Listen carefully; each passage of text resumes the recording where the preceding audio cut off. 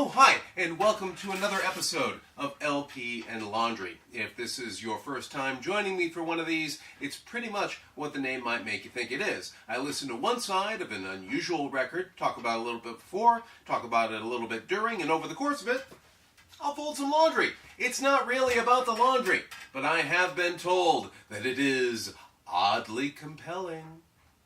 This week, we are going to do something we haven't done for a while yet. We're going to focus on a specialist. Well, I suppose we have been doing organs lately, and Ashley Tappen, of course, tappened me right out on organs for a while. But this, I don't believe we've actually covered any particular virtuoso on the accordion. Yes. The accordion. Oh, it's not just for polkas, ladies and gentlemen. No, no, no. These are spectacular accordions, presumably gigantic accordions that beautiful women in bodysuits will enjoy sitting on the. Anyway, I'm going to let you draw your own conclusions on that one. This is Charles Camilleri. Well, let's assume that he is probably Italian. Charles Camilleri and his accordions and orchestra. Apparently, he has multiple ones, including these gigantic ones that came right out of a 1950s Batman story. Tell you what. Before I go on yakking, how about I turn it on, and then I'll come back on and yak for a bit while it plays. I think you will be pleasantly surprised.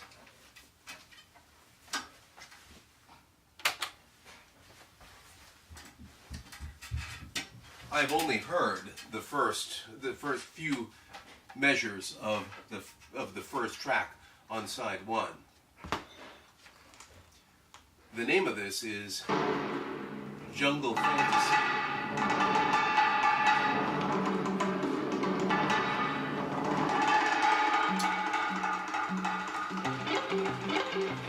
Again, this guy.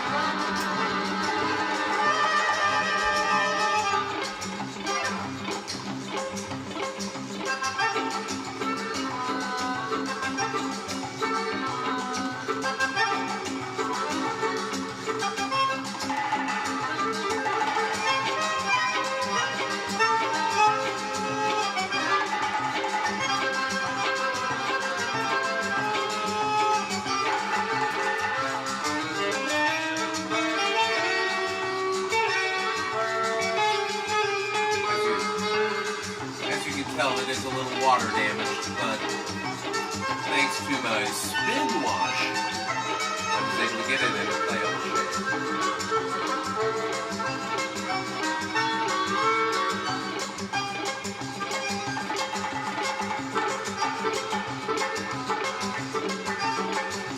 Now, as you may have noticed when I showed you this, there's a persuasive essay.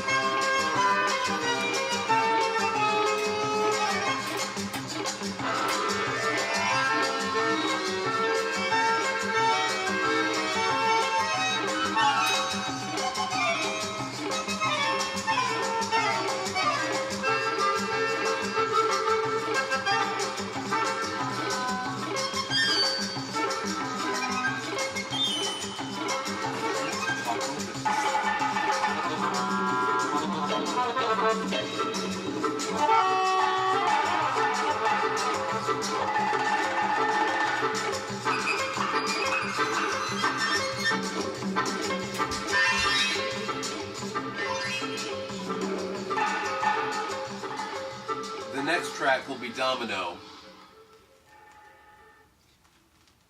Any relation to the Roy Orbison or whatever?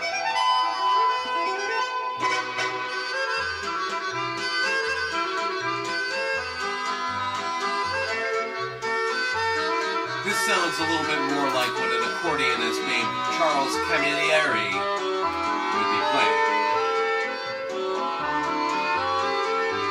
Hey, I don't know, they got me doing this first track called Jungle Fantasy, huh? What's that about? Just move on to Domino, that's a good family song.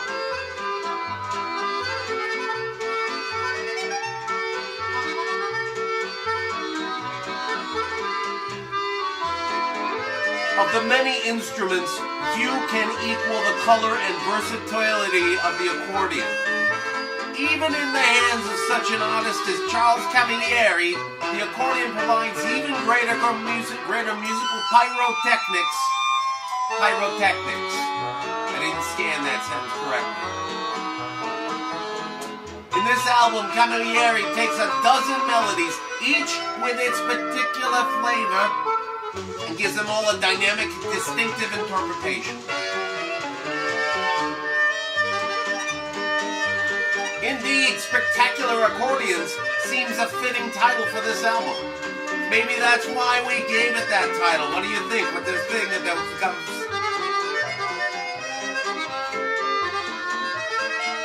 You think I'm going to be able to carry this on through? You bet I am.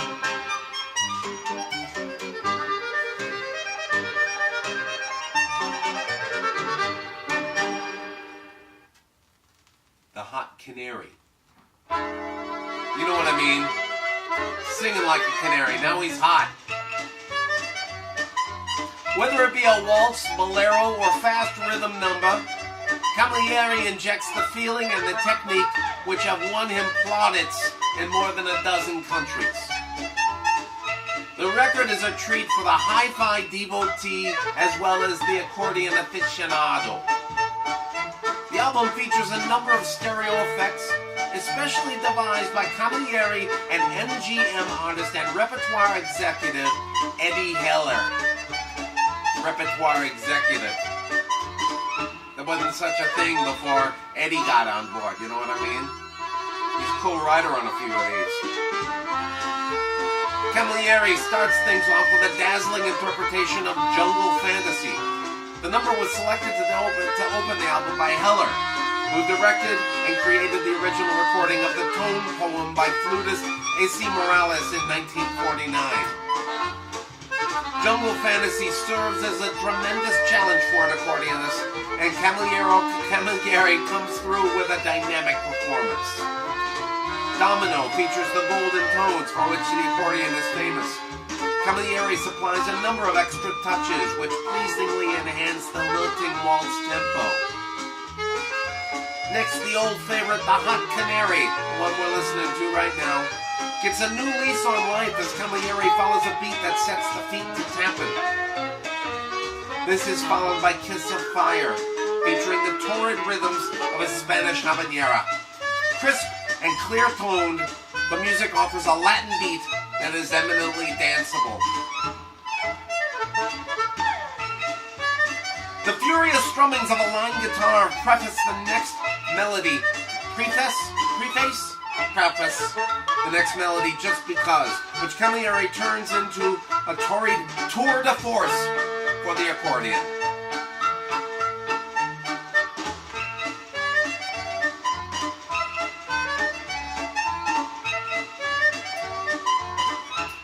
Oh, he introduces a peppy counter melody, which beautifully blends in with the main theme.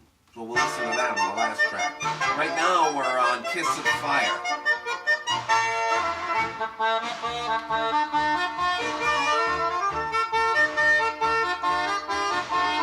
And C.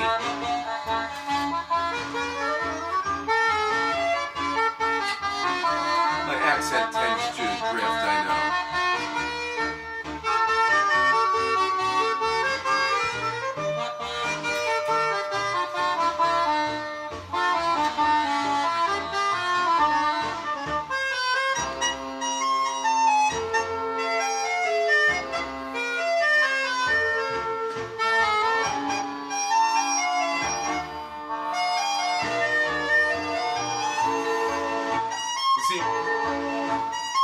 Many years ago, one of the few acting performances I ever gave, really.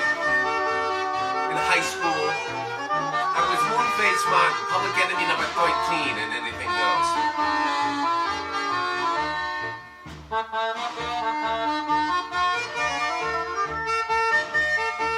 And I'm sure it was terrible. At least my accent was. As bad as that just then? Probably worse.